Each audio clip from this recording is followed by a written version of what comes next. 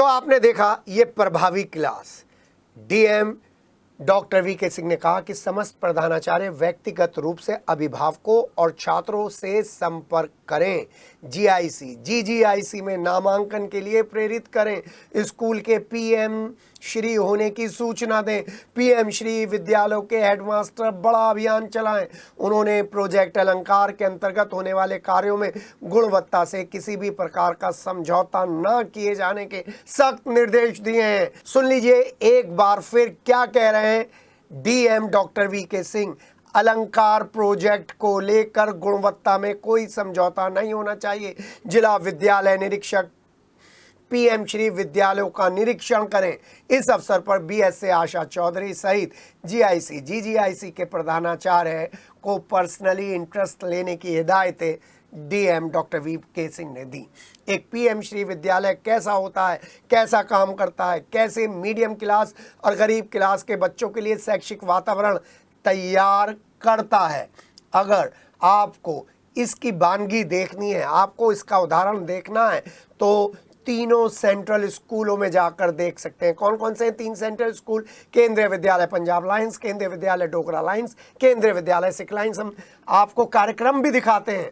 जी हाँ, यहाँ पर एडमिशन प्रोसेस एक निश्चित प्रक्रिया के तहत होता है और समय से पूरा हो जाता है। क्यों नहीं? बेसिक शिक्षा विभाग और माध्यमिक शिक्षा विभाग के अंतर्गत चलने वाले पीएम श्री विद्यालय अब तक वो विश्वास नहीं जगा पाए। वहीं बीएसए आशा चौधरी के अंडर में आने वाले पीएम श्री विद्यालयों का वातावरण और व्यवस्थाएं तो खुद डीएम सर भी देख चुके हैं। निराश इसलिए होंगे क्योंकि बीएसए आशा चौधरी खुद एक टीचर रही हैं, खुद एक प्रिंसिपल रही हैं, और बावजूद इसके आशा चौधरी बीएसए मेरठ शैक्षिक वातावरण में गुणवत्ता परख सुधार नहीं कर पाई। शायद वो अपने मेंटोर के साये में ही चल रही हैं और इसी वजह से ये जो पीएम श्री विद्यालय हैं इनको बीईओ उतना सही नहीं कर पा रहे हैं, क्योंकि इन बीईओ पर टेढ़ी नज़र डाली जाती है जब भी वो गुणवत्ता बढ़ाने के लिए काम करते हैं। जी हाँ, ये सारे मुद्दे हैं जो सर्व शिक्षा अभियान को पलीता लगा रहे हैं। सर्व शिक्षा अभियान क्यों विफल हो रहा है? क्यों सरकार की सुविधाएं, गुणवत्ता परक शिक्षा के प्रति लोगों में विश्वास नहीं हो रहा है?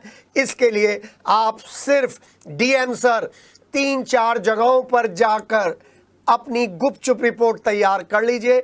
आपको पता चलेगा आपका इंग्लिश का टीचर इन स्कूलों में पढ़ाता नहीं है, या 6-6 महीने इंग्लिश की पढ़ाई नहीं होती, मैथ्स की पढ़ाई नहीं होती, और फिर अगर पढ़ाई भी होती है तो बच्चों का जाति सूचक शब्दों से मॉरल तोड़ने का काम किया जाता है। कुछ कुछ बच्चों को तो ये भी कहा जाता है तेरा परिवार भी घास खोदता था, मैं वर्ड नहीं यूज़ कर रहा हूँ, तू भी घास ही खोदेगा, वो भी सब्जी बेचता था, तू भी सब्जी ही बेचेगी।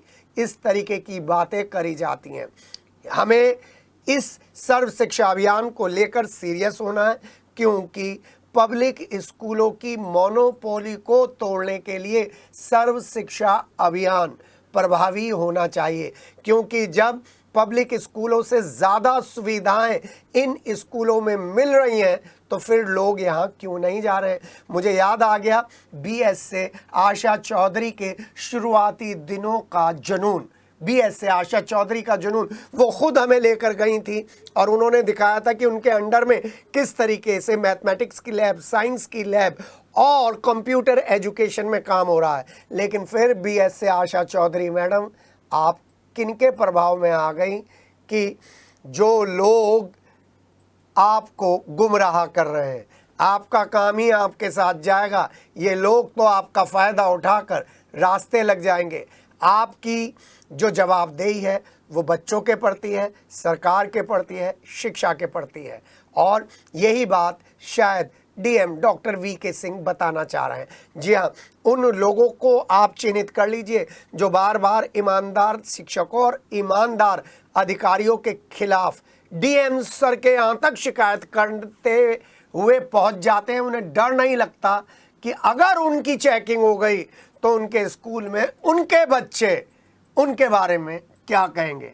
आप तो पूछ सकती हैं आशा चौधरी मैडम अपने मातहत के लड़कों के बारे में, बाबुओं के बारे में, कि बाहर उनकी इमेज कैसी है, आपके शिक्षकों की इमेज कैसी है। ये तो आप काम कर सकती हैं क्योंकि आप भी प्रिंसिपल रही हैं, शिक्षिका रही हैं। फिलहाल हमें दीजिए इजाज़त। नमस्कार।